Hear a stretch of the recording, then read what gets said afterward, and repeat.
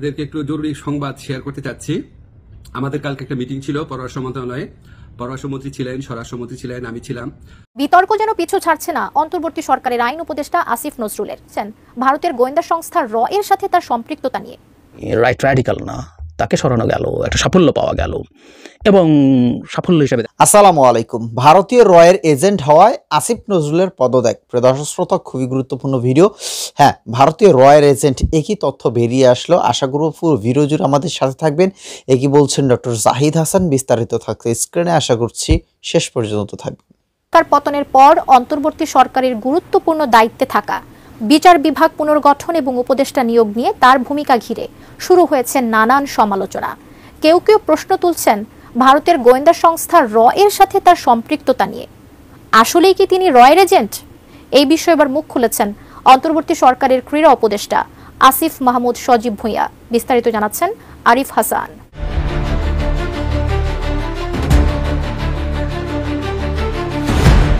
জুলাই বিপ্লবে তীব্র আন্দোলনের মুখে ৫ আগস্ট পতন হয় শেখ হাসিনার। দেশ ছেড়ে পালিয়ে ভারতে আশ্রয় নেন তিনি। অবসান ঘটে ১.৫ দশকের আওয়ামী স্বৈরশাসনের। এই আন্দোলন বাস্তবায়নের মূল কারিগর ছিলেন মূলত শিক্ষার্থীরা। কিন্তু এই আন্দোলনকে সামনে এগিয়ে নিতে বুদ্ধিজীবী মহলেরও রয়েছে উল্লেখযোগ্য ভূমিকা। আন্দোলনের পেছনে থেকে শিক্ষার্থীদের সাহস জুগিয়েছেন তারা। তাদের মধ্যে অন্যতম হলেন ঢাকা বিশ্ববিদ্যালয়ের অধ্যাপক ও অন্তর্বর্তী সরকারের আইন উপদেষ্টা আসিফ নজরুল, যিনি শুধু আন্দোলনের পেছনে নয়, লড়েছেন সামনে থেকেও। সংকটকালীন সময়ে পাশে ছিলেন শিক্ষার্থীদের।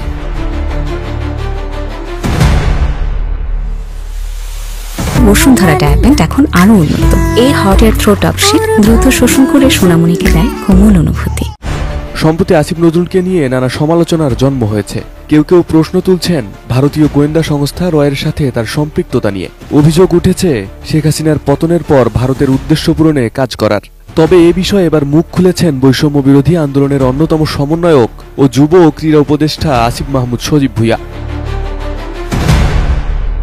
বুধবার এক ফেসবুক পোস্টে তিনি লিখেছেন, যাকে র এজেন্ট বলছেন, ২০১৯ সাল থেকে আগ্রাসন বিরোধী লড়াইয়ে সুশীল সমাজ কিংবা শিক্ষকদের মধ্যে তাকেই সবচেয়ে বেশি পাশে পেয়েছি আমরা। আসিফ মাহমুদ বলেন, এনআরসি, সিএ বিরোধী আন্দোলন, আবরার ফাহাদ হত্যার প্রতিবাদে আন্দোলন, আগ্রাসন বিরোধী কর্মসূচি থেকে সবসময় আসিফ স্যার আমাদের পাশে দাঁড়িয়েছেন। আমাদের ক্যাম্পাসের ১৫-২০টা ছেলে মেয়ে আর আসিফ নজরুল স্যার। তিনি আরও লেখেন, সমালোচনারও কিছু ম্যানার থাকা দরকার, যেটাকে গঠনমূলক সমালোচনা বলা হয়। এসব বিষয়ে কিছু বলতে চাইনি, কিন্তু রয়ের এজেন্ট বলার পর আর চুপ থাকা গেল না।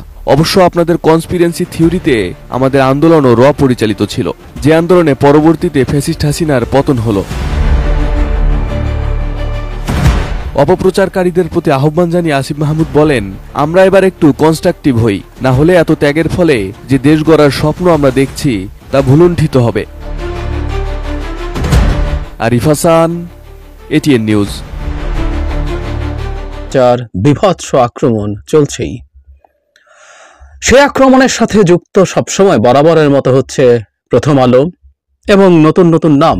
এগুলোকে আমরা কোল্যাটারাল ড্যামেজ বলবো কিনা জানি না, সেটাও দেখছি।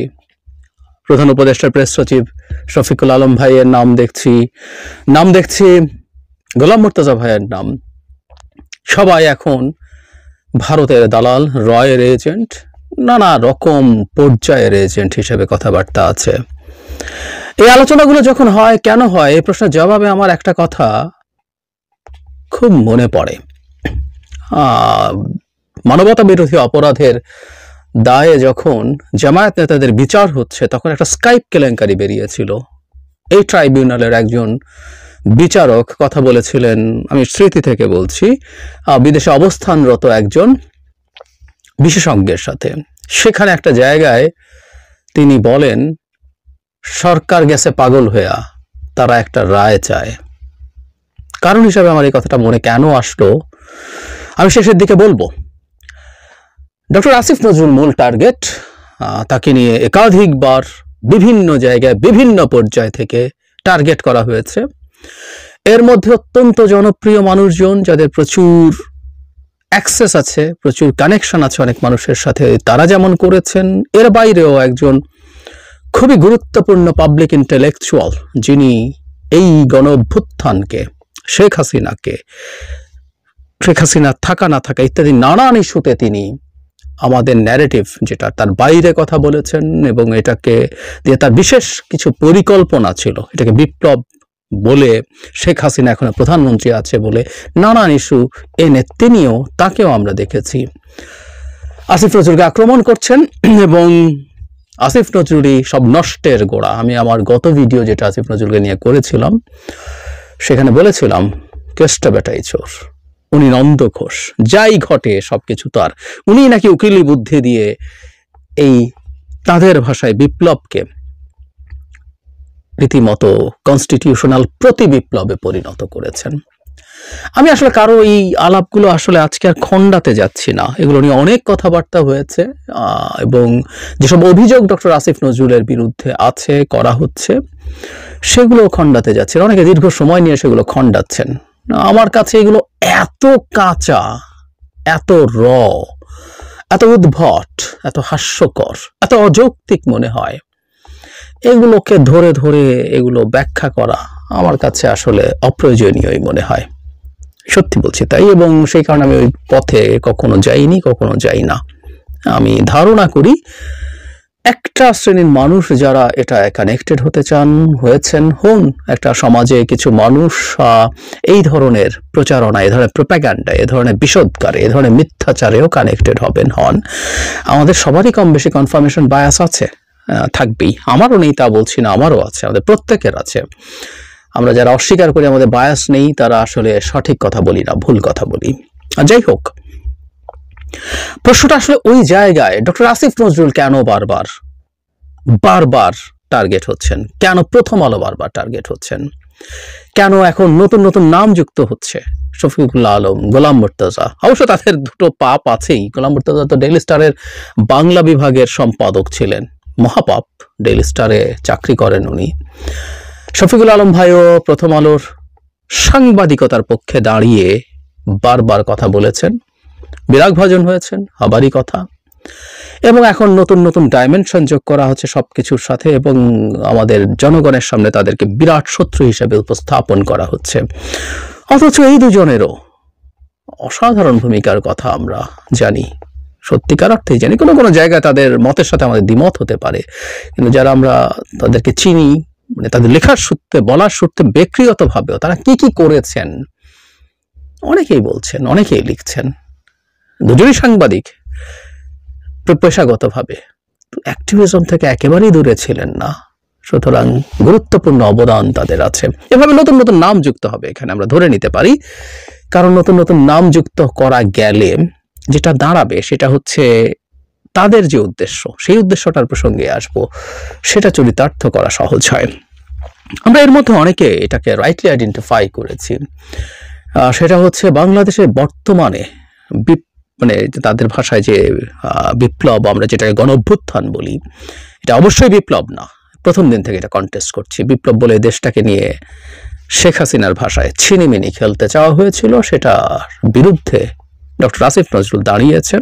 উনি আলোচনা করে, উনি একাই যে করেছেন তা না, যা যা হয়েছে সবার মধ্যে আলোচনা করে করার মাধ্যমে এটা হয়েছে। কিন্তু উনি যেহেতু এটাকে তথাকথিত বিপ্লবে পরিণত করেননি, সে কারণে ওনার দোষ, উনি টার্গেট, এই দায় তার নিতে হবে, এই অপরাধ তার, কারণ উনি ওই কিছু মানুষের এক্সপেকটেশন ফুলফিল করেননি, তাই সেটা নিতে হবে। তাদের অনেক খোয়াব ছিল, বিপ্লব করে, বিপ্লব বানিয়ে কি করবেন সেটা পূর্ণ হয়নি। এরপরও এখন পাল্টা কি করা যেতে পারে, পাল্টা যা করা যেতে পারে সেটা হচ্ছে নতুন করে আবার কি সেই তথাকথিত বিপ্লবী সরকার গঠন করা যাবে, এবং সেই সরকার গঠন করার মাধ্যমে কি করা যেতে পারে সেটার খোয়াব আছে, সেটার আলাপ আছে। ধারণা তারা করেন যে ডক্টর আসিফ নজরুল সেখানেও একটা ব্যারিয়ার দিচ্ছেন। বাংলাদেশে এখন এই মুহূর্তে যে পরিস্থিতি আছে, সেই পরিস্থিতিতে একটা বিপ্লবের কথা বলবেন।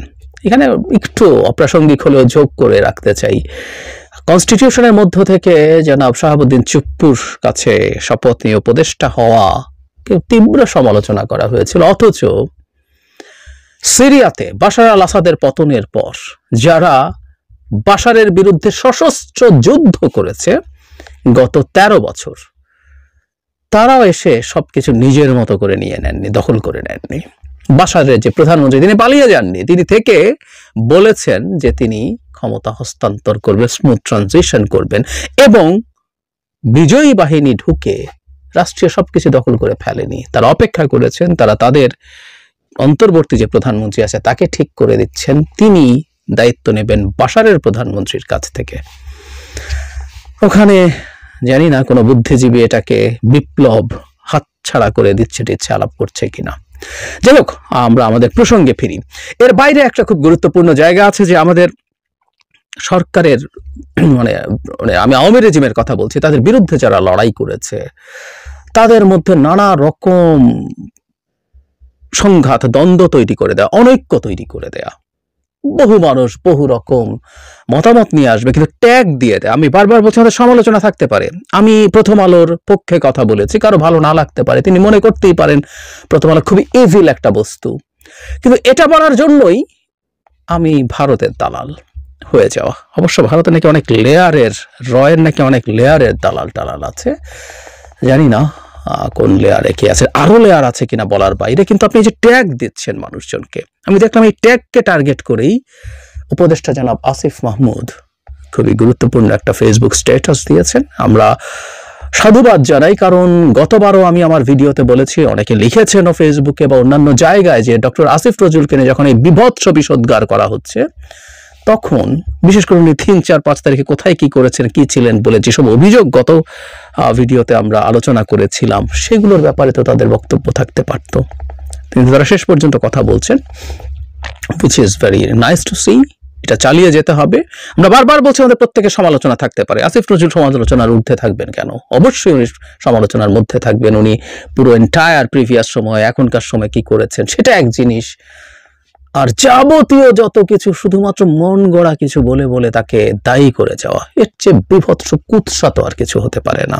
এবং উনি প্রথম আলোর লোক, উনি প্রথম আলো মিলে যাবতীয় যত কিছু বাংলাদেশে অকল্যাণকর সবকিছু এরাই নিয়ে এসছেন।